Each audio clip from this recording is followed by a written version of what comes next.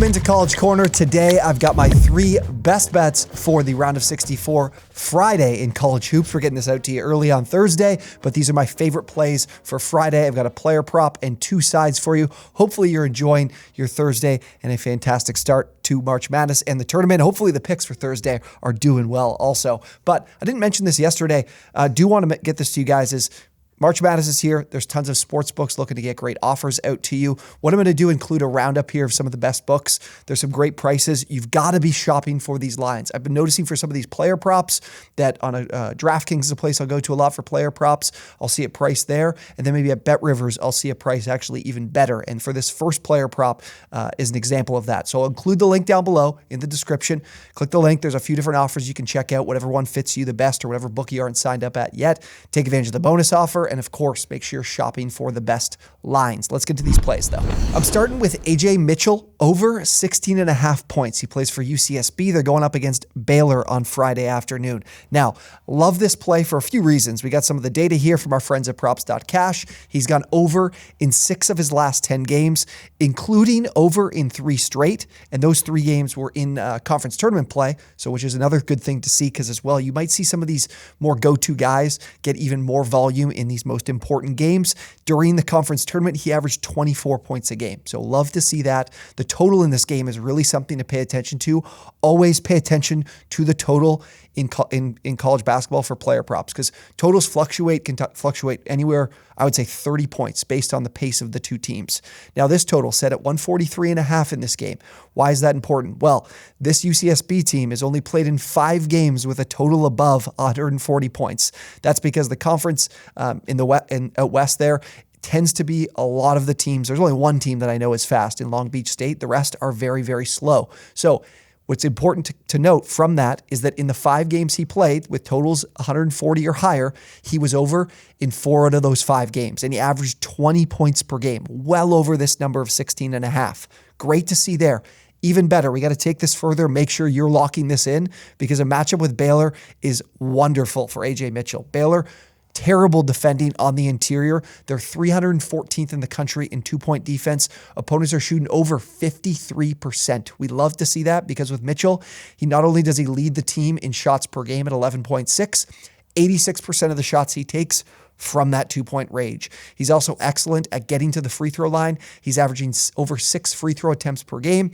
Another part of the Baylor defense that hasn't been great this season, they're 187th in opponent free throw rate. So he should be efficient. He is a high volume player for this team. This is a total that's higher than it typically is. The pace will be faster. I love Ajay Mitchell going over 16.5 points here against Baylor.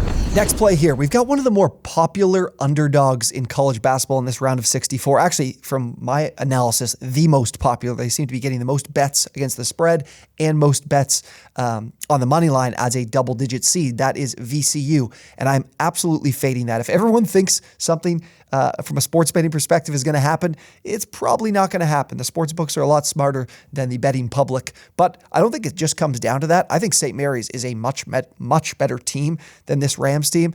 They're -4. I like them at -4. You can even get them, I think, at some books at 3.5. At Bet Rivers, I could get them at 3.5. This is a team that is very, very reliant, VCU, on scoring at the free throw line. They're getting to the free throw line at a almost 42% rate. That is 9th in the country. Now, this St. Mary's team, of course, the last thing you saw from St. Mary's was a blowout loss to Gonzaga. That doesn't define this program this season. They're much better than I think how they played in that game. But St. Mary's is an excellent defense and has great length to defend on the interior without fouling. We've got Mitchell Saxon, Kyle Bowen, Alex Dukas. There's great length here to defend. I think they'll have answers. And then also, which is really, really important to keep in mind, the Gales' advantage on the glass, both ends of the floor. They're 2nd in defensive rebounding. Meanwhile, VCU is 167th in offensive rebounding, so advantage on that side of the floor. And then offensively, they're 45th in offensive rebounding, the Gales are. And then VCU, 241st in defensive rebounding. So no second chance opportunities for VCU offensively, and then plenty of second chance opportunities for St. Mary's offensively. Now, one final thing here to kind of tie this up here is the Rams also struggle with turnovers. 271st in the country in turnover rate. It's been a problem all year. St. Mary's can force those turnovers as well. Then other side, they're a team, VCU, that relies on forcing turnovers. They're 6th in opponent turnover rate. St. Mary's, great job of taking care of the ball. They're 7th in the country in opponent steal rate. So we love to see that. They can spread the floor as well. I mentioned the bigs, but Aiden Mahaney, their guard, is shooting over 40% this season from 3. So you leave this team open, they're going to make you pay. I don't think VCU is efficient enough offensively to keep up. I love St. Mary's to cover as a short favorite. Last play, we're going with an underdog. We're going with a double-digit seed. This is the double-digit seed that I think is going to pull off an upset. Montana State plus 8.5 against Kansas State for 2 reasons. There are 2 significant weaknesses of this Kansas State team that Montana State can directly take advantage of. It's some of the strengths of what they do on both ends of the floor. Kansas State struggles keeping opponents off the free throw line, 298th in the country in opponent free throw rate, and taking care of the ball has been a really tough task for them as well, 299th in turnover rate this season. So for this Montana State team out of the Big Sky typically struggles in tournament time. I think that won't be the case in this one. I think they'll surprise some people against this Kansas State team, get to the line at an absurd rate. 25% of their points come from the free throw line. That's 3rd in the country. So something they can directly take advantage of from Kansas State's side defensively. They have great length to attack the rim. I'll probably be looking for a Raekwon battle prop to play as well tomorrow. So make sure you follow me on Twitter there. And then their center, Jabril Bello, is also one of their more sizable scorers. These are their 1-2 punch here in usage rate for the Bobcats. Kansas State as well. They've been great defending the 3. That's been their strength defensively. Not quite as good defending on the interior. Montana State doesn't take many threes, wants to attack at the rim. So like that matchup there. And then finally, we're going to that turnover rate here. We have that problem from Kansas State. Montana State 74th in opponent turnover rate. So good job forcing turnovers against a team that's really susceptible to turning the ball over. Great matchup here for our 8.5-point underdog. And then finally, the Wildcats offensively want to attack the rim, get to the free throw line themselves.